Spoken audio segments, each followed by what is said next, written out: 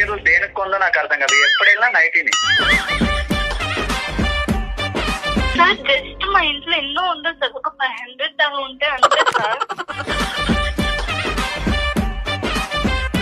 Food పెట్టకుండా పర్లేదు కానీ లేకపోతే ఒకసారి కొనియాలి. చూడండి సార్, ఏమా ఇంకా ఏం మాట్లాడమంటారు సార్? శారీలు తింటావా?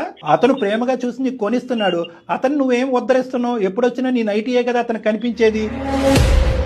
ఆ అమ్మాయికి బుద్ధి చెప్పాలి అనే ఆలోచనతో మేము ముందుకు వస్తుంటే సార్ అలా అనకండి సార్ అంటావు. ఎవరు ఇది ఎరగొట్టేది తెగొట్టేది? కళ్యాణ్ గారు ఇలాంటి కేసెస్ ఇంతవరకు మనం అందమైన జీవితంలో చూడలేదు. చూడలేదా? ఏం నవ్వుతూ కౌన్సిలింగ్ చేయటం నా జీవితంలో ఫస్ట్ టైం.